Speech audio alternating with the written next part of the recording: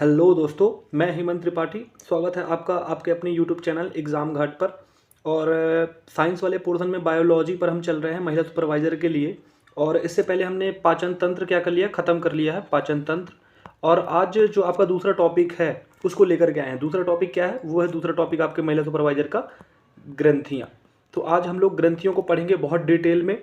और ग्रंथियाँ क्या होती हैं, कितने प्रकार की होती हैं, ग्रंथियों से कौन से हार्मोन्स और एंजाइम निकलते हैं, इस पर डिटेल से चर्चा करेंगे। तो उसके बाद हम इन पर एमसीक्यू भी लगाएंगे। तो चलिए टॉपिक को शुरू करते हैं। उससे पहले एक एमसीक्यू को लगाते हैं। और ये एमसीक्यू इसी टॉपिक से ही लिया गया है और पुराने प्रीवियस ईयर क्वेश्चन पेपर पे भी आया है। तो प्रश्न है, किस ग्रंथि को एडम्स एप्पल के नाम से जाना जाता है? तो आपके लिए क्वेश्चन है, किस ग्रंथि को एडम्स एप्पल के नाम से जाना जाता है? तो ऑप्शन है adrenal gland, thyroid gland, pituitary gland या थाइमस ग्लैंड। तो इसका सही आंसर क्या है?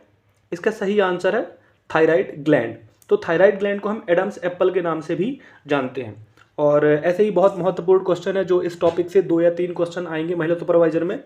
तो चलिए शुरू करते हैं विस्तृत रूप से।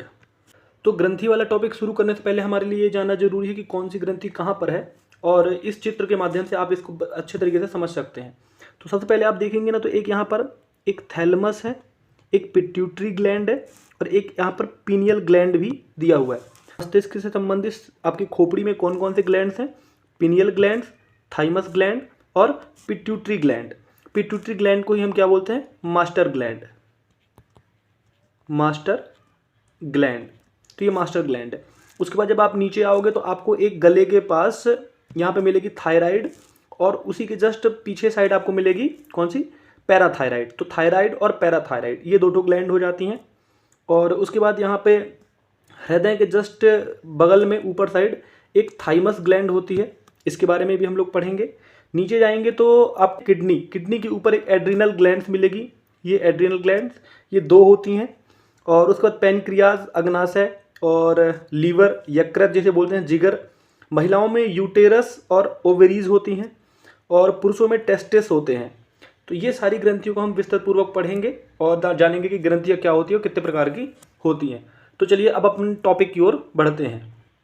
टॉपिक से ही जुड़े कुछ एमसीक्यू हैं जो हम लास्ट में कवर करने का प्रयास करेंगे और उम्मीद करता हूं कि आप लोग उस सारे के सारे प्रश्नों के आंसर आप देख पाने में सक्षम होंगे। तो सबसे पहले जानते हैं कि अंतःस्रावी तंत्र क्या होता है। तो हार्मोन्स का उत्पादन, हार्मोन्स या एंजाइम का उत्पादन या स्त्रावण विभिन्न ग्रंथियों के द्वारा होता है। तो हार्मोन्स और एंजाइम, ग्रंथियाँ क्या होती है? साधारण शब्दों में बताऊं तो ग्रंथि एक प्रकार का थैला है, पोटली है, छोटी छोटी, जो शरीर में जगह जगह पर पाई जाती है। और इसमें से हार्मोन्स और एंजाइम और विभिन्न प्रकार के जो केमिकल्स हैं वो निकलते हैं। और ये क्या कहलाता है? ये एक बायोलॉजिकल सिस्टम होता है। आपको पता है बायोलॉजिकल सिस्टम है। इस सिस्टम को ही क्या बोलते हैं? एंडोक्राइन सिस्टम बोलते हैं। तो हार्मोन्स और एंजाइम और बाकी के और अन्य केमिकल पदार्थ जो होते हैं वो ग्रंथियों से निकलते हैं। और इस पूरे सिस्टम को क्या बोलते हैं? एंडोक्राइन सिस्टम कहते हैं, मतलब कि अंतःस्रावी तंत्र हिंदी में। अब आगे अगर देखें तो जैसे ये हार्मोन्स जो है वो रुधिर वाहिनी, ब्लड वेसल्स के माध्यम से एक स्थान से दूसरे स्थान पर जाता है, बिल्कुल ठीक है।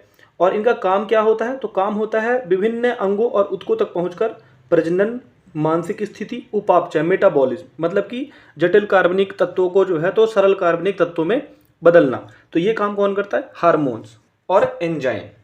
अच्छा, हार्मोन्स और एंजाइम में क्या डिफरेंस है इसको हम आगे देखेंगे जब हम 2 तरह की ग्रंथियां पढ़ेंगे। नेक्स्ट है ग्लैंड्स। ये सीधा सीधा महिला सुपरवाइजर के टॉपिक में आपको दिया हुआ है। ग्लैंड्स क्या होती हैं? तो ग्लैंड्स क्या होती हैं? ग्रंथियां अंग के वे भाग हैं जो हार्मोन्स, एंजाइम आदि पदार्थों का उत्पादन एवं सिक्रेशन, स्त्रावण करते हैं। तो ग्रंथियां कुल मिला के मैंने जैसे पहला बताया कि एक तो ये मान लो कि एक कोई पोटली है, कोई थैला है जिसमें कुछ केमिकल्स होते हैं। अब वो केमिकल्स हार्मोन्स भी हो सकते हैं और वो केमिकल्स एंजाइम भी हो सकते हैं और वो आपकी बॉडी से निकलते हैं और अपना अपना कार्य करते हैं। अब इनमें क्या डिफरेंस होता है तो ये हम लोग आगे देख लेते हैं, है ना। तो ग्लैंड्स के टाइप क्या होते हैं? कितने टाइप के होते हैं ग्लैंड्स? तो मेनली तो 2 ही है। एक अंतःस्रावी ग्रंथि जिसे हम बोलते हैं एंडोक्राइन ग्लैंड्स और दूसरा है बहिर्स्रावी ग्रंथि जिसे बोलते हैं एक्सोक्राइन ग्लैंड्स। और इसके अलावा एक तीसरा है जिसमें क्या होता है कि अंतःस्रावी यानी एंडोक्राइन और एक्सोक्राइन, जिसमें दोनों के गुण पाए जाते हैं, उसको हम लोग बोल देते हैं मिक्स्ड ग्लैंड्स। अच्छा, हम लोग कैसे जानेंगे कि कौन सा एंडोक्राइन ग्लैंड्स है, कौन सा एक्सोक्राइन ग्लैंड्स है, कौन सा ग्लैंड्स ऐसा है जो मिक्स्ड है, जो दोनों का काम करता है। तो जो हमारा एंडोक्राइन ग्लैंड्स है, जो अंतःस्रावी ग्रंथि होती है। अच्छा, ऐसे नहीं समझना है कि अंतःस्रावी ग्रंथि है तो मतलब ये कि अंदर, शरीर के अंदर होती होगी, बहिर्स्रावी ग्रंथि है तो शरीर के बाहर होती होगी, ऐसा नहीं है। बहिर्स्रावी भी अंदर ही है, अंतःस्रावी ग्रंथि भी अंदर ही है। डिफरेंस क्या है वो ये देख लेते हैं। जो अंतःस्रावी ग्रंथि होती है ना, वो उसमें क्या होगा, नलिका विहीन होती है, ये डक्टलेस है। तो अंतःस्रावी ग्रंथि कैसी होती है, डक्टलेस होती है, इसमें कोई नलिका नहीं होती है कि। और अच्छा, इसमें से क्या निकलता है, इसमें से हार्मोन्स का स्त्रावण होता है। तो दो चीज़ें समझ में आ गई कि जो एंडोक्राइन ग्लैंड्स है उसमें से हार्मोन्स निकलते हैं और ये डक्टलेस है, इसमें नलिका नहीं होती है। तो हार्मोन्स क्या होता है, जैसे कि हार्मोन्स निकालने वाले, जैसे मान लेते हैं पिट्यूटरी ग्लैंड। पिट्यूटरी ग्लैंड से बहुत सारे हार्मोन्स निकलते हैं, जैसे कि एसटीएच हार्मोन्स है, टीएसएच हार्मोन्स है, एसीटीएच हार्मोन्स है। ये सारे हार्मोन्स अपने एक थैले से निकले, जिसको हम ग्लैंड बोलते हैं। उस थैले से निकल करके काहे में चले जाते हैं, ब्लड में डायरेक्ट चले जाते हैं। क्योंकि ये क्यों चले जाते हैं ब्लड में, क्योंकि ये नलिका विहीन है, तो इनके पास खुद की नलिका तो है नहीं। तो ये क्या करेंगे कि ये ब्लड के माध्यम से, नसों के माध्यम से अपने शरीर में जाते हैं।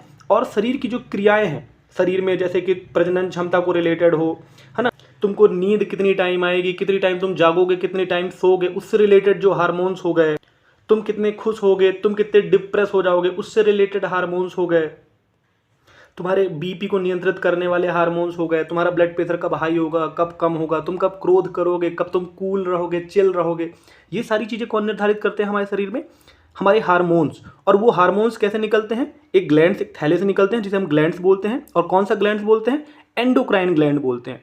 और ये एंडोक्राइन ग्लैंड्स ब्लड के माध्यम से शरीर में चारों हर जगह पर जाता है और आपकी बॉडी को नियंत्रित करता है। तो ये तो हो गया एंडोक्राइन के बारे में। अब हम आते हैं बहिर्स्रावी ग्रंथि, जिसको इंग्लिश में बोलते हैं एक्सोक्राइन। एक्सोक्राइन और एंडोक्राइन। तो एक्सोक्राइन ग्लैंड्स क्या होता है, एक्सोक्राइन में क्या होता है, नलिका होती है, मतलब ये डक्ट, इसमें डक्ट होते हैं, मतलब नलिकाएं होती हैं। और इसकी सबसे बड़ी विशेषता है कि एंजाइम स्त्रावित करते हैं। कहने का मतलब ये है कि एक ऐसी पोटली भी होगी शरीर में, जिसकी पोटली से क्या निकलेंगे, एंजाइम निकलेंगे।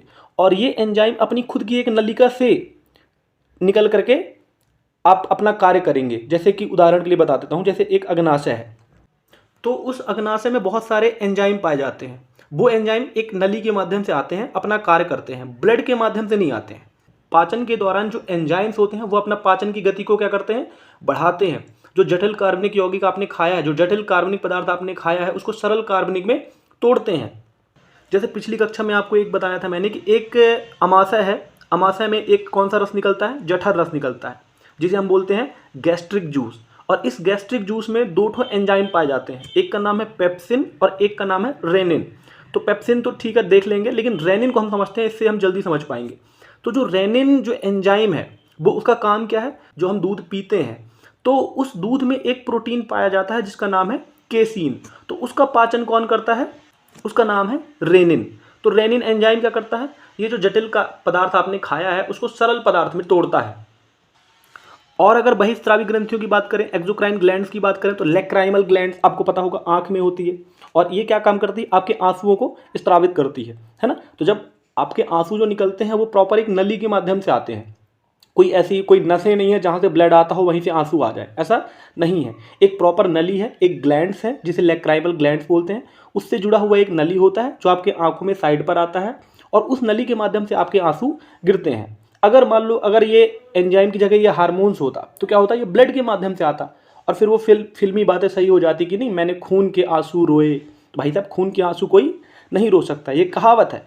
खून के आंसू वो रोएगा जिसके एंजाइम जो हैं ब्लड के माध्यम से आते होंगे। क्योंकि जितनी भी बहिस्रावी ग्रंथियां, एक्सोक्राइन ग्लैंड है, उन सबका अपना एक नली होगा, उस नली के माध्यम से वो एंजाइम, वो चीज़ें निकल करके, वो पदार्थ निकल करके आएगा। अब आप भोजन करते हो तो आपके मुंह में लार आ जाता है ना। वो लार क्या करते हैं, वो लार एक क्या है, एक ग्रंथि से निकल के आता है ना, और उसमें एंजाइम पाए जाते हैं। कौन कौन से, टाइलिन या एमाइलेज और एक लाइसोजाइम। लाइसोजाइम वही है जो भोजन में जो उपस्थित जीवाणु उनको मारता है। तो ये सब क्या है, ये एंजाइम है। और एंजाइम को जो स्रावित करने वाली जो पोटली है, जो थैली है, उसको क्या बोलते हैं, उसको बोलते हैं एक्सोक्राइन ग्लैंड्स। अब ग्लैंड्स तो दोनों हैं, लेकिन जिससे हार्मोन्स निकलता है वो एंडोक्राइन और जिससे एंजाइम निकलता है वो एक्सोक्राइन ग्लैंड्स है। मिश्रित ग्लैंड्स की बात कर लें तो ऐसी ग्लैंड्स जिसमें से हार्मोन्स और एंजाइम, इसमें से क्या होता है, इसमें से हार्मोन्स और एंजाइम दोनों निकलता है, इसलिए इसको बोल देते हैं क्या, मिश्रित ग्लैंड। अब ये मिश्रित ग्लैंड का उदाहरण है आपका पैनक्रियाज, अग्नाशय, जिसके बारे में हम आगे बहुत डिटेल से देखेंगे। चलिए नेक्स्ट देखते हैं। तो ये है आपके, अब कौन कौन से ग्रंथि हैं, कौन कौन सी ग्लैंड्स है जो एंडोक्राइन है और कौन सी ग्लैंड्स है जो एक्सोक्राइन है, इसके बारे में देख लेते हैं। तो एंडोक्राइन ग्लैंड्स पहले हम लोग देख लेते हैं। इसमें आता है आपका जितना है बी है, पिट्यूटरी ग्लैंड है, हाइपोथैलेमस है, पिनियल ग्लैंड है, थायराइड और पैराथायराइड ये आपके गले में होती हैं, और थाइमस ग्लैंड है जो आपके हृदय के पास, एड्रिनल जो आपके किडनी के ऊपर होती है त्रिकोणाकृति की। अब ये दो हैं, ओवरीज ग्लैंड और टेस्टिस ग्लैंड, ये जो है जनन संबंधी कार्यों को जो है ना, रिप्रोडक्शन सिस्टम को जो है तो देखती हैं, संभालती हैं, उनको नियंत्रित करती हैं। तो ये हो गई हमारी क्या, एंडोक्राइन ग्लैंड। अब रही बात एक्सोक्राइन ग्लैंड की, तो हम इसको नेक्स्ट वीडियो में बहुत डिटेल से देखेंगे। अब एक्सोक्राइन मैंने बताया था कि एंजाइम निकालते हैं। अब देख लो, स्वेट मतलब कि जो पसीना निकालती हैं, लैक्राइमल ग्लैंड्स जो आपको आंसुओं को निकालते हैं, गैस्ट्रिक ग्लैंड्स इसी को बोलते हैं जठर ग्रंथि जो जठर रस निकालती हैं, है ना। तो ऐसे सारे इन ग्रंथियों के बारे में हम अगली क्लास में विस्तृत रूप से पढ़ेंगे। तो आज हम देखेंगे एंडोक्राइन ग्लैंड्स को। अब पहला जो ग्लैंड्स है जो एंडोक्राइन है, जो हार्मोन्स को स्रावित करता है और ब्लड के माध्यम से शरीर पर नियंत्रण रखता है, तो वो है आपका पहला हार्मोन्स पिट्यूटरी ग्लैंड्स, है ना। पिट्यूटरी ग्लैंड्स की विशेषता क्या होती है, अब देखो ये चित्र में आप देख सकते हो, ये है ये यहाँ पास आपकी ये पिट्यूटरी ग्लैंड्स है, ये पिट्यूटरी ग्लैंड। अब इस पिट्यूटरी ग्लैंड्स के बारे में मैं बताऊं तो आप देख पा रहे होगे कि यहाँ पे एक हड्डी है, ये हड्डी है, तो ये हड्डी, यहाँ पास एक गड्ढा होता है इस हड्डी में, इस हड्डी का नाम क्या है, स्फेनॉइड हड्डी। और ये जो गड्ढा होता है हड्डी में, इस गड्ढे को क्या बोलते हैं, सेला टर्सिका। हड्डी का नाम है स्फेनॉइड और गड्ढे का नाम है सेला टर्सिका। इस गड्ढे में ये गोल आकृति की जो है ये आपकी क्या है, पिट्यूटरी ग्लैंड्स है। तो पहला देखिए, यह खोपड़ी स्कल के स्फेनॉइड हड्डी के सेला टर्सिका नामक गड्ढे में स्थित होती है। ठीक है भाई, समझ में आ गया। इसका भार कितना होता है भाई साहब, इसका भार होता है 0.6 ग्राम, मतलब इतनी छोटी सी होती है, बारीक सी, 0.6 ग्राम की होती है। इसे क्या बोलते हैं, इसे मास्टर ग्लैंड्स या हाइपोफिसिस। अब देखो मास्टर ग्लैंड्स इसको क्यों बोलते हैं, क्योंकि ये अन्य सभी ग्रंथियों पर, बहुत सारी ग्रंथियां ऐसी हैं जैसे कि एड्रिनल ग्लैंड्स पर भी नियंत्रण इसी ग्लैंड्स के द्वारा किया जाता है, इसी ग्रंथि के द्वारा किया जाता है। थायराइड ग्लैंड्स पर भी नियंत्रण इसी के द्वारा किया जाता है। जो गोनेड्स होते हैं, जो जनन संबंधी ग्रंथियां होती हैं, उस पर भी जो नियंत्रण करने का काम होता है वो कौन करता है, पिट्यूटरी ग्लैंड या मास्टर ग्लैंड्स करती हैं। इसलिए इसको क्या बोला जाता है, मास्टर ग्रंथि बोला जाता है। टेक्निकल नेम की बात करें तो हाइपोफिसिस। अब प्रश्न यहीं से आ जाएगा कि हाइपोफिसिस किस ग्रंथि का टेक्निकल नाम है, आपको ऑप्शन दे देगा, पिट्यूटरी ग्लैंड्स है, थायराइड ग्लैंड्स है, पैराथायराइड है, एड्रिनल है। तो आप ऑप्शन बताओगे कि पिट्यूटरी ग्लैंड का जो टेक्निकल नेम है वो हाइपोफिसिस है। विभिन्न ग्रंथियों के नियंत्रण के कारण इसे मास्टर ग्रंथि कहते हैं। ठीक है, अब इस ग्रंथि से कोई एक या दो हार्मोन्स नहीं निकलते हैं, इस ग्रंथि से निकलने वाले हार्मोन्स की संख्या बहुत मात्रा में, और यही रीजन है कि पेपर में अक्सर सभी ग्रंथियों को छोड़ करके मेनली पिट्यूटरी ग्लैंड से भी कभी कभी क्वेश्चन ज़्यादातर बन जाते हैं। तो चलिए जानते हैं कि वो कौन कौन से ग्लैंड्स कौन कौन से वो हार्मोन्स हैं, डिटेल में देखते हैं। तो जो मास्टर ग्रंथि है आपकी, मास्टर ग्लैंड्स है, उसमें से जो पहला हार्मोन हम देखने वाले हैं वो है एडीएच। एडीएच का नाम क्या है, एंटी डायूरेटिक हार्मोन। अब डायूरेटिक में यूरेटिक शब्द जुड़ा हुआ है, इससे आपको पता चल जाएगा कि कहीं ना कहीं ये जो जल से, पेशाब से, इससे संबंधित है। अब ये देखो हाइपोथैलेमस ग्लैंड में ये बनती है। एडीएच जो हार्मोन है वो कहाँ बनता है, हाइपोथैलेमस ग्लैंड। मैंने बताया था चित्र में कि हाइपोथैलेमस ग्लैंड भी अपने ब्रेन में ही होती है, लेकिन इसका स्त्रावण जो है पिट्यूटरी ग्लैंड्स के द्वारा किया जाता है। इसका स्त्रावण किसके द्वारा किया जाता है, पिट्यूटरी ग्लैंड्स के द्वारा। प्रमुख कार्य क्या है, जैसे कि हम एडीएच का full form anti diuretic hormone, तो यूरेटिक से समझ में आ जाएगा कि जल का संतुलन करता होगा, पेशाब की मात्रा पर नियंत्रण करता होगा, है ना। अब अगर इस पर नियंत्रण खो जाएगा तो क्या हो जाएगा, तो ये हो जाएगा कि एडीएच की कमी हुई। ठीक है, अब एडीएच की जब कमी हो जाएगी तो नियंत्रण खत्म हो जाएगा, आपको प्यास अधिक लगेगी और पेशाब भी आपको बार बार आएगा। इसका मतलब ये है कि आपके शरीर में जो जल है उसका अवशोषण क्या हो गया, कम हो गया। तो ये एक समस्या है, एक बीमारी है, और इस बीमारी को नाम क्या देते हैं, डायबिटीज इंसिपिडस। डायबिटीज इंसिपिडस में क्या होता है, आप खूब पानी पियोगे, खूब वॉशरूम जाओगे, उसके बाद भी आपके शरीर पर पानी की कमी बनी रहेगी। रीजन क्या है, क्योंकि पानी का अवशोषण कम होने लगा है। इसके अलावा क्या करता है, बीपी को नियंत्रित भी करने का काम एडीएच करता है। अब एक शॉर्टकट में एडीएच की 3 बातें। एंटी डायूरेटिक हार्मोन्स इसका पूरा नाम है, पिट्यूटरी ग्लैंड से स्रावित होता है, हाइपोथैलेमस ग्लैंड्स में ये बनता है, जल का संतुलन, पेशाब की मात्रा पर नियंत्रण करता है। अगर यह नियंत्रण कम हो जाए, एडीएच का हार्मोन्स का स्त्रावण कम हो जाए तो प्यास अधिक लगेगी, पेशाब भी अधिक आएगा पर जल का अवशोषण नहीं होगा। इस बीमारी को कहते हैं डायबिटीज इंसिपिडस। तो नेक्स्ट हार्मोन्स की तरफ चलते हैं। आपका नेक्स्ट हार्मोन से एडीएच से मिलता जुलता ही है एसीटीएच। वहां पे हमने एडीएच किया था, यहाँ पे एसीटीएच। अब देखो, एड्रीनो कोर्टिकोट्रोपिक हार्मोन। अब ये एड्रीनो में कहीं ना कहीं आपको एड्रिनल ग्रंथि का नाम समझ में आ रहा होगा। तो इस ये एसीटीएच हार्मोन कहाँ से निकलता है, पिट्यूटरी ग्लैंड से।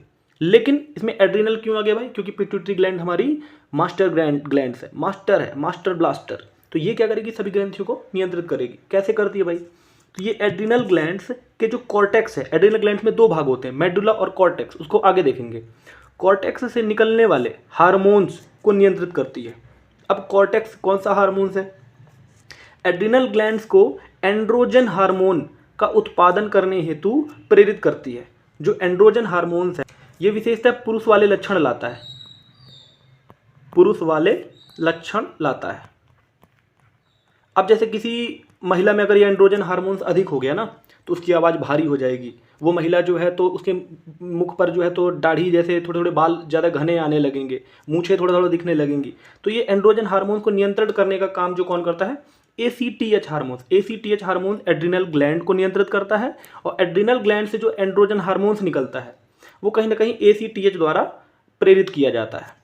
तो ये हो गया एसीटीएच। अब दूसरा हार्मोन्स कौन सा है, दूसरा हार्मोन है आपका एसटीएच। एक हो गया ये एसटीएच, इसके बाद हम पढ़ने वाले हैं टीएसएच। टीएसएच तो एसटी को उल्टा कर दो तो टीएस हो जाएगा। तो एसटीएच यहाँ पे टीएसएच। एसटीएच हार्मोन्स को क्या बोलते हैं, ग्रोथ हार्मोन्स भी कहते हैं। इसका पूरा नाम क्या है, सोमैटोट्रोपिक हार्मोन्स। सोमैटोट्रोपिक हार्मोन, इसी को बोलते हैं ग्रोथ हार्मोन। अब इसका कार्य क्या है, शरीर की वृद्धि करना और मेटाबॉलिज्म का नियंत्रण करना। अब एसटीएच हार्मोन्स अगर पिट्यूटरी ग्लैंड, मास्टर ग्लैंड से आपका कम स्रावित करेगी तो आप क्या हो जाओगे, आपका में बौनापन शरीर में आ जाएगा, मतलब ड्वार्फिज्म हो जाओगे आप छोटा हाइट हो जाएगा आपका, जैसे कि बहुत सारे लोग हैं इस दुनिया में बौनेपन वाले।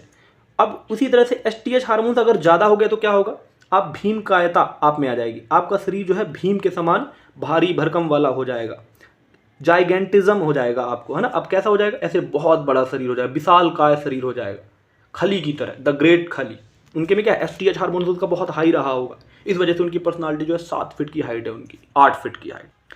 तो ग्रोथ हार्मोन्स कौन सा है, एसटीएच। ग्रोथ हार्मोन्स कौन सा है, एसटीएच। एसटीएच कम होगा तो बौनापन आ जाएगा, एसटीएच ज़्यादा होगा तो भीम कायता आ जाएगी। याद करने के लिए हम ऐसे याद करते हैं कि राजपाल यादव में एसटीएच हार्मोन्स कम है और ग्रेट खली में एसटीएच हार्मोन्स बहुत मात्रा में है। और ये एसटीएच हार्मोन्स निकालता कौन है, मास्टर ग्लैंड। चलते हैं अगले हार्मोन्स की तरफ।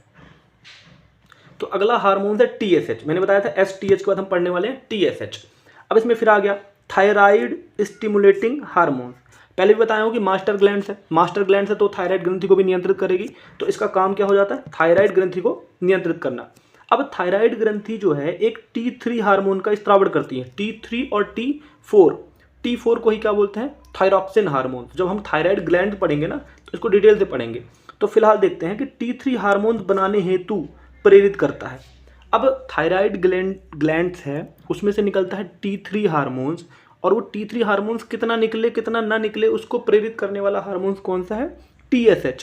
तो ये TSH से जो पहला वर्ड है T, इससे याद रखोगे थायराइड, S से स्टिमुलेटिंग और H से हार्मोन्स।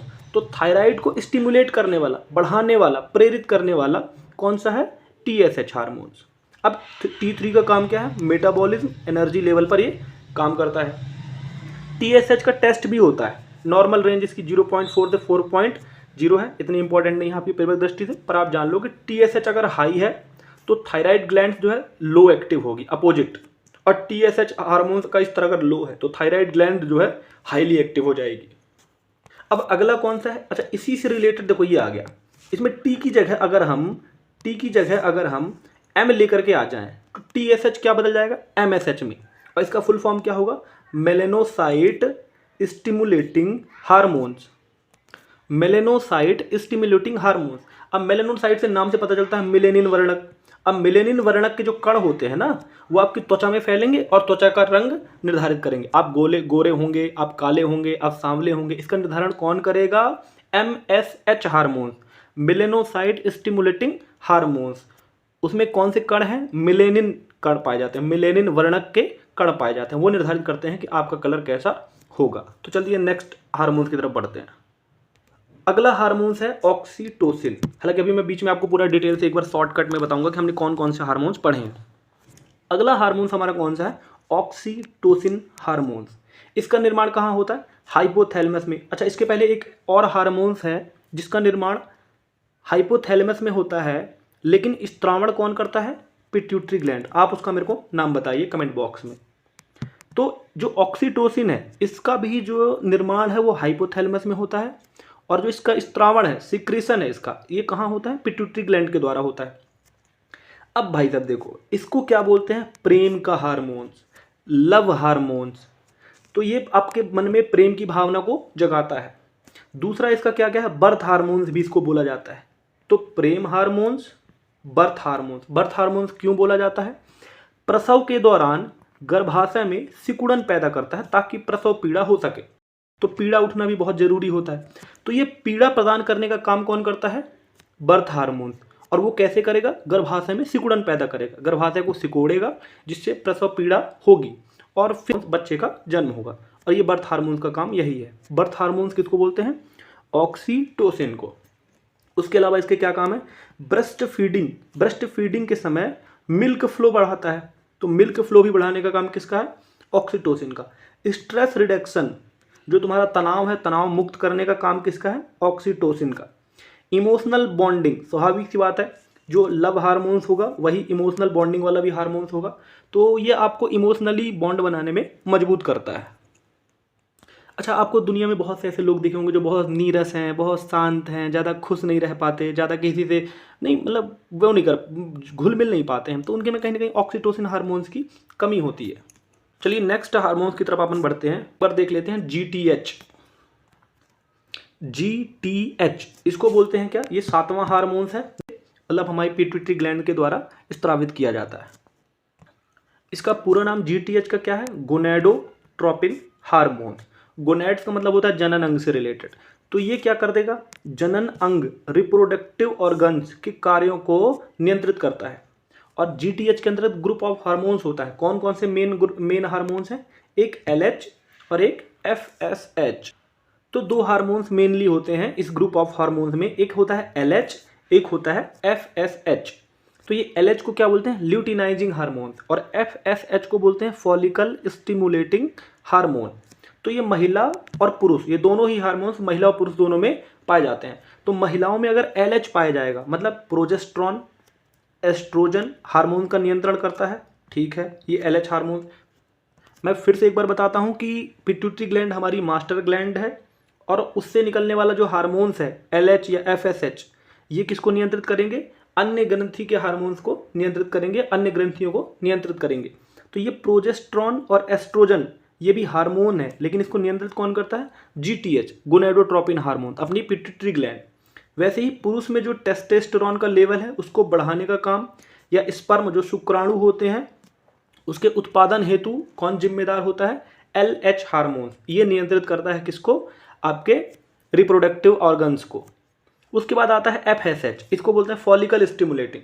इसमें भी सेम है, ये अंडाशय, मतलब महिलाओं में क्या करता है, अंडाशय जो ओवरीज होती हैं उसमें अंडाणु जो ओवम उत्पादन बढ़ाता है। इस ना को यहाँ पे कर लो, ये तो उत्पादन को बढ़ाता है। वैसे ही जैसे महिलाओं में ओवरीज होती हैं उसमें ओवम होते हैं, अंडे होते हैं, वैसे ही मनुष्य में टेस्टिस होते हैं और उनके द्वारा स्पर्म का उत्पादन होता है। तो स्पर्म को बढ़ाने का काम कौन करता है, FSH हार्मोन।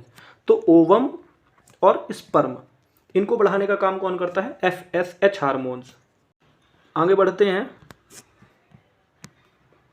एक है प्रोलैक्टिन, ये 8वें नंबर का हार्मोन्स है, प्रोलैक्टिन हार्मोन। प्रोलैक्टिन हार्मोन में फीमेल में क्या करता है, ये फीमेल और मेल दोनों में पाया जाता है। अब मिल्क प्रोडक्शन ऑफ वुमेन को निर्धारित करता है। महिलाओं में जो मिल्क का प्रोडक्शन होता है उसका निर्धारण कौन करेगा? Prolactin hormone. अधिक, अगर ये प्रोलैक्टिन हार्मोन अधिक हो जाएगा तो क्या होगा? मेंस्ट्रुएशन साइकिल, जो मासिक धर्म है ना, वो जो पीरियड्स हैं, मंथली साइकिल है, वो क्या होगा? अनियमित हो जाएगा अगर ये प्रोलैक्टिन हार्मोन अधिक हो जाता है। वैसे ही मनुष्य में क्या हो जाएगा? बच्चों को जन्म देने की क्षमता में कमी आ जाएगी। लो भाई साहब, अगर आपके एक व्यक्ति के, एक मनुष्य के शरीर में प्रोलैक्टिन हार्मोन्स की कमी हो गई तो क्या हो जाएगा? बच्चे देने की क्षमता उसकी कम हो जाएगी। और ये क्या करता है? टेस्टोस्टेरोन और लिबिडो भी उसका कम हो जाएगा अगर प्रोलैक्टिन हार्मोन्स कम हुआ तो। लिबिडो क्या है? टेस्टोस्टेरोन आप सब जानते हैं, बच्चों के जन्म देने के लिए, स्पर्म काउंट के लिए बहुत जरूरी है। लिबिडो क्या होता है? लिबिडो होता है यौन इच्छा। यौन इच्छा कहने का मतलब ये कि अगर प्रोलैक्टिन हार्मोन्स आपके शरीर पे कम हो गया तो आपकी जो इच्छाएं हैं यौन करने की, यौन संबंध बनाने की, वो इच्छाएं कम हो जाएंगी, आपका लिबिडो लेवल कम हो जाएगा। तो हमने अभी तक जो है तो मास्टर ग्लैंड से निकलने वाले विभिन्न प्रकार के हार्मोन्स और उनके काम को विस्तृत रूप से देख लिया है। एक बार मैं आपको शॉर्टकट में जल्दी जल्दी रिवाइज करवाने की कोशिश करूँगा। तो दोस्तों ये है हमारी ह्यूमन बॉडी और ये है आपकी पिट्यूटरी ग्लैंड, यहाँ पर स्थित है। और इस पिट्यूटरी ग्लैंड से कौन कौन से हमने हार्मोन्स पढ़े? हमने टोटल 8 हार्मोन्स पढ़े हैं। तो रटेंगे कैसे, याद कैसे करेंगे? पहला था ADH हार्मोन्स, ठीक है। ए से ही निकलता हुआ एक और नाम था ACTH हार्मोन्स, ये दो एक साथ हो गए। उसके बाद हमने पढ़ा था एक STH हार्मोन्स, ठीक है। और STH को जब हमने रिवर्स किया था तो ये TSH हार्मोन्स हो गया था, ये ठीक है। और TSH में एक हमने T की जगह M जोड़ा था तो ये MSH हार्मोन, तो ये 3 हो गए। एक अपवाद के स्वरूप हमने कौन सा पढ़ा था? ऑक्सीटोसिन। ऑक्सीटोसिन हार्मोन हमने पढ़ा था, एक ये पढ़ा था। और ऐसा ही एक इस शॉर्टकट नाम के अतिरिक्त हमने एक प्रोलैक्टिन पढ़ा था, सॉरी PROLACT, प्रोलैक्टिन हार्मोन्स के बारे में हमने पढ़ा था। ये दो ये हो गए। और एक हमने गोनैड से संबंधित, जनन अंगों से संबंधित हमने पढ़ा था, जिसे हम बोलते थे GTH। ये हार्मोन ग्रुप ऑफ हार्मोन्स होता था। एक में क्या होता था? एक LH होता था और एक FSH होता था। टोटल हमने कितने हार्मोन पढ़े? ADH पहला, दूसरा, तीसरा, चौथा, पांचवा, छठवां, सातवां और आठवां। तो ये सारे हमने 8 हार्मोन्स पढ़े हैं जो कहाँ से निकलते हैं? मास्टर ग्लैंड, पिट्यूटरी ग्लैंड से निकलते हैं और विभिन्न ग्लैंड्स को नियंत्रित करते हैं, उनके द्वारा निकलने वाले हार्मोन्स को नियंत्रित करते हैं। एक बार मुझे इन सब का आप लोग नाम लिख करके बताएंगे। तो दोस्तों एक बार सारे हार्मोन्स को मैंने शॉर्टकट में आपको मैं रिवाइज करवाता हूँ। ADH हार्मोन्स क्या था? तो ए से था एंटी डायूरेटिक हार्मोन्स। यूरेटिक वर्ड से मैंने आपको याद करवाया था कि यूरेटिक का संबंध यूरिया से, यूरिन से है, और यूरिन का संबंध किससे होगा? आपके पानी पीने से। तो आप कितना भी पानी पियो, आप पानी पियोगे, अगर ADH हार्मोन्स की कमी है तो आपका पानी जो है उतना ही आप वॉशरूम कर दोगे, पानी का अवशोषण कम हो जाएगा। और बीमारी कौन सी हो जाएगी? बीमारी हो जाएगी आपको डायबिटिक इंसिपिडस। इसके बाद हमने अगला हार्मोन पढ़ा था ACTH, जो ए से ही स्टार्ट होता है। तो यहाँ पे एड्रिनल ग्लैंड्स, मास्टर ग्लैंड्स है, वो सभी ग्रंथियों को नियंत्रित करेगा। तो यहाँ पे एड्रिनल के लिए कौन सा है? A से एड्रिनो, C से कॉर्टिको, T से ट्रोपिक और H से हार्मोन। तो एड्रिनो कॉर्टिकोट्रोपिक हार्मोन, जो एड्रिनल ग्लैंड्स है, वो एक एंड्रोजन नाम का हार्मोन्स निकालता है। उस एंड्रोजन हार्मोन्स का काम होता है कि जो महिलाओं है, सॉरी, जो पुरुषों के जो लक्षण है, वो एंड्रोजन हार्मोन्स उसके लिए जिम्मेदार होता है। अब अगर ये हार्मोन्स महिलाओं में ज़्यादा हो गया, एंड्रोजन हार्मोन्स, तो क्या होगा? महिलाओं की आवाज़ थोड़ा भारी हो जाएगी, मुख पर जो है तो चेहरे पर बाल आ जाएंगे, दाढ़ियाँ आ जाएंगी। अगर STH और TSH हार्मोन्स की बात करें, जो मिलता जुलता नाम, तो STH में क्या था? सोमैटोट्रोपिक हार्मोन्स। मैंने बताया था कि STH अगर ज़्यादा है तो आप भीम हो जाओगे, आप खली हो जाओगे, और STH हार्मोन्स अगर कम है तो आप क्या हो जाओगे? राजपाल यादव हो जाओगे। तो ये STH हार्मोन्स क्या है? इसी को बोलते हैं हम क्या? Growth hormones. ग्रोथ हार्मोन्स बोलते हैं। वहीं पे जो TSH हार्मोन्स है, T से थायराइड स्टिमुलेटिंग हार्मोन्स, तो ये थायराइड ग्लैंड्स को सक्रिय करता है। और थायराइड ग्लैंड से निकलने वाला जो T3 हार्मोन्स है, जो आपके शरीर में क्या नियंत्रित करता है? आपके शरीर में मेटाबॉलिज्म को नियंत्रित करता है, आपके शरीर में आपका एनर्जी लेवल नियंत्रित करता है। तो वो कौन करता है? TSH hormones. कैसे? थायराइड ग्लैंड को एक्टिव करके और उससे T3 हार्मोन्स को स्रावित करके। तो ये है हमारा TSH हार्मोन। अब एक है MSH हार्मोन, इसको बोलते हैं मेलानोसाइट स्टिमुलेटिंग हार्मोन। तो मेलानोसाइट से आप एम से समझ सकते हो कि मेलानोसाइट में क्या होगा, मेलेनिन वर्णक जो होता है, एक मेलेनिन वर्णक है जिसके कण जो है आपके त्वचा पे, आपके शरीर पे पाए जाएंगे और वो आपका रंग निर्धारित करेंगे कि आप कितने काले होगे, कितने गोरे होगे, कितने सांवले होगे। उसके बाद हमने पढ़ा था दो ऐसे नाम जो शाब्दिक नाम है, जैसे कि ऑक्सीटोसिन और प्रोलैक्टिन। तो मैंने बताया था कि ऑक्सीटोसिन को क्या बोलते हैं, लव हार्मोन से, ये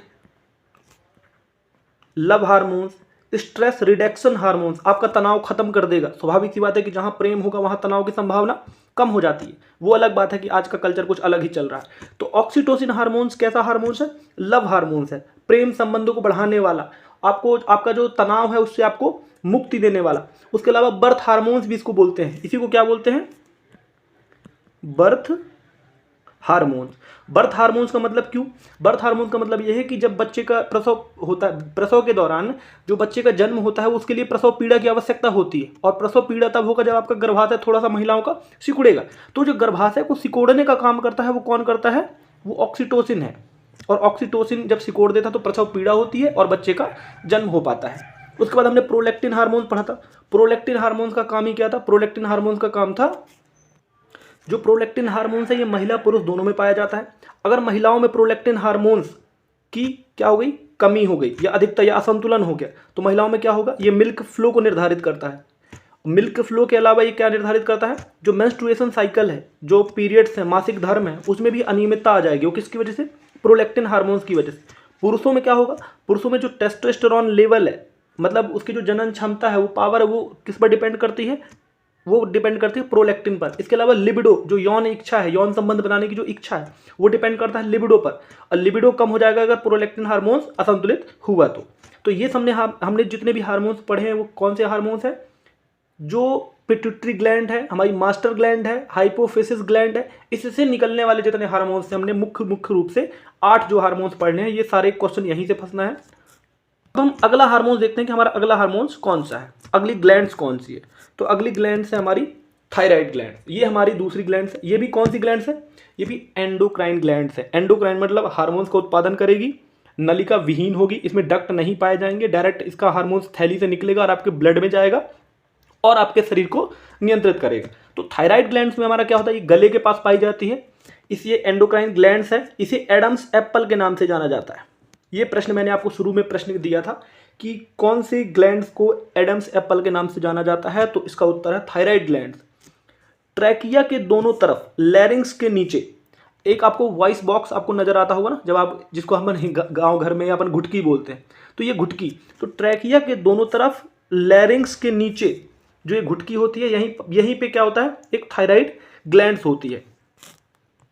और इसी थायराइड ग्लैंड से कौन सा हार्मोन्स निकलता है, थायरॉक्सिन हार्मोन्स। और इसे एंडोक्राइन सिस्टम का क्या बोला जाता है, पेस मेकर बोला जाता है। एंडोक्राइन सिस्टम का पेस मेकर, प्रश्न बनेगा कि एंडोक्राइन सिस्टम का पेस मेकर किस ग्रंथि को बोला जाता है, थायराइड ग्रंथि, एड्रेनल ग्लैंड्स, गोनेड्स ग्लैंड्स, इनसे रिलेट। तो पेस मेकर कौन है, थायराइड ग्लैंड। अच्छा, ये पेस मेकर क्या होता है, पेस मेकर क्या होता है, एक ऐसी चिप सी होती है मशीन जो हृदय के बगल में होती है, हृदय के बगल में होती है, और ये निर्धारित करती है कि हार्ट बीट कैसी सामान्य है कि नहीं। अगर हार्ट बीट बहुत ज़्यादा बढ़ेगी तो उसको नियंत्रित करने वाला काम ये पेस मेकर करता है। तो ये एंडोक्राइन सिस्टम का पेस मेकर किसे बोलता है, थायराइड ग्लैंड को। ये बहुत सारी चीज़ नियंत्रित करता है ना। और इससे निकलने वाला हार्मोन कौन सा है, थायरॉक्सिन, इसी को बोलते हैं T4 का स्त्रावण, T4 हार्मोन्स। अच्छा, अब अगर थायराइड ग्लैंड्स हार्मोन्स का स्त्रावण करना कम या ज़्यादा कर दे, मान लीजिए अब हार्मोन्स का स्त्रावण कम होने लगा, तो हार्मोन्स जब कम स्त्रावित होगा तो पहला कौन सी बीमारी हो जाएगी आपके अंदर, जड़ मानवता, है ना, रेटिनिज्म। बच्चों में विकास क्या होगा, अवरुद्ध हो जाएगा। जो बच्चे हैं वो छोटे, बेबुद्धि के, मतलब ऐसे नादान बालक, ये किसकी कमी से हो जाएंगे, ये थायरॉक्सिन हार्मोन्स की कमी से हो जाएंगे। रोग का नाम क्या है, जड़ मानवता, रेटिनिज्म। और दूसरा है मिक्सडिमा, इसको बोलते हैं हाइपोथायराइडिज्म। जब इसमें थायरॉक्सिन हार्मोन्स की कमी होगी तो जवानी में जो जनन कार्य है ना वो असंभव हो जाएगा। अगर थायरॉक्सिन हार्मोन्स कम हो गया तो जो जनन संबंधी कार्य हैं वो जवानियों में, बच्चों में क्या होगा, बच्चों में तो विकास जो है अवरुद्ध होगा, और जो जवान है उनमें क्या होगा, जनन कार्य असंभव हो जाएगा। अब अगर मान लेते हैं कि थायरॉक्सिन हार्मोन्स अधिक हो गया, बढ़ गया, तो पहला तो यह है कि टॉक्सिक ग्वाइटर हो जाएगा। टॉक्सिक ग्वाइटर क्या होता है भाई साहब? टॉक्सिक ग्वाइटर मतलब ये कि जो बीपी है आपका और जो आपकी श्वसन दर है वो बहुत हाई हो जाएगी। आप 1 मिनट में 16 की बजाय 25 बार सांसें लोगे और आपका जो ब्लड प्रेशर है वो समान रूप से हाई रहेगा। एक दूसरी बीमारी क्या हो जाएगी थायरॉक्सिन हार्मोन्स के अधिक होने से? एक्सोप्थेल्मिया, मतलब जो आँख, अच्छा तुमने कभी कभी देखा होगा कितने लोगों को कि उनकी आँख जो है ना, उनका जो आँख का अंदर का गोला है वो काफ़ी निकल के बाहर सा रहता है, तो वो उनके में क्या कमी है? एक्सोप्थेल्मिया उनको हो गया, क्योंकि उनके में जो थायरॉक्सिन हार्मोन्स है उसकी मात्रा अधिक हो गई है। जो नेत्र कोटर होता है उससे निकल करके बाहर सी आ जाती है, ऐसे बड़ी बड़ी सी आंखें बाहर निकली हुई दिखाई देंगी, तो उसको कौन सी बीमारी को कहलाते हैं? एक्सोप्थेल्मिया कहते हैं। चलिए आगे बढ़ते हैं। आयोडीन की कमी से क्या हो जाता है? घेंघा रोग, ग्वाइटर। अब ग्वाइटर में क्या होता है? थायराइड ग्रंथि के आकार में वृद्धि हो जाती है। अच्छा आपने जो देखा होगा ना बचपन में, आपने एक घेंघा रोग से रिलेटेड जब आपने विज्ञान की किताब पढ़ी होगी, एक आदमी बना रहता है, गले में बहुत बड़ा सा उसका गला, झूलता हुआ गला, वो क्या है? वो घेंघा रोग है। उसके में आयोडीन की कमी हुई उसके शरीर पे, और जब आयोडीन की कमी हुई तो वो जो उसकी जो थायराइड ग्लैंड थी जो गले घुटकी के पास, तो वो जो है क्या हो गया? बहुत बड़ी हो जाती है शरीर में। अब ये थायराइड ग्रंथि का काम क्या है? शरीर के तापमान का नियंत्रण करना, ठीक है। हृदय की गति को नियंत्रित करना, ठीक है। प्रोटीन का निर्माण करना, जल का नियंत्रण करना, मेटाबॉलिक रेट निर्धारित करना, है ना। तो ये सारे काम कौन करता है? थायराइड ग्लैंड्स करती है। अब आगे बढ़ते हैं। अगला है हमारा parathyroid gland. Parathyroid gland thyroid ग्रंथि के पीछे होता है, ठीक है। ब्लड में Ca एवं फास्फेट, कैल्शियम और फास्फेट की मात्रा को नियंत्रित करता है। अब क्या होता है? इससे निकलने वाले दो हार्मोन्स हैं, एक है पैराथायराइड हार्मोन्स जिसको बोलते हैं PTH और दूसरा है कैल्सिटोनिन हार्मोन्स। तो पैराथायराइड हार्मोन्स क्या करता है? ब्लड में Ca की मात्रा कम होने पर बढ़ाता है, कम हो गई तो, और ब्लड में अगर Ca की मात्रा अधिक हो गई तो उसको घटाने का काम कौन करता है? कैल्सिटोनिन। कैल्सिटोनिन कैल्शियम को घटाएगा और पैराथायराइड हार्मोन्स कैल्शियम को बढ़ाएगा। अच्छा, और हार्मोनल इम्बैलेंस हो गया तो क्या हो जाता है? हमको पथरी हो जाती है। अब पथरी कैसी होती है? कैल्शियम ऑक्जेलेट, कैल्शियम ऑक्जेलेट की बनी हुई एक पथरी, एक दानेदार छोटी सी संरचना है जो हमारे कहाँ पाई जाती है? किडनी में, जिसे हम क्या बोलते हैं कि हमारे शरीर पे किडनी स्टोन हो गया है। अब आगे देखते हैं कि आगे क्या है। ग्लैंड्स का नाम है थाइमस ग्लैंड्स, और थाइमस ग्लैंड्स, और हार्मोन्स निकलने वाला कौन सा है? Thymosin hormones. अब ये क्या है देखें, यह हृदय के आगे स्थित होता है, ठीक है भाई। निकलने वाला हार्मोन्स कौन सा है? Thymosin hormone. थाइमोसिन हार्मोन्स क्या करता है? जो टी सेल कोशिका होती है जो शरीर में प्रतिरक्षा तंत्र का विकास करती हैं, तो उनका विकास कौन करता है? थाइमोसिन हार्मोन्स उनको मजबूत बनाता है, शरीर की प्रतिरक्षा तंत्र में सहायक होता है। यह शरीर को सेल्फ एंड नॉन सेल्फ पहचानने में मदद करता है। कोई भी जीवाणु, कीटाणु, है ना, या कोई वायरस, उसको बताने में, खुद को बताने के लिए कौन सा हार्मोन्स काम आता है?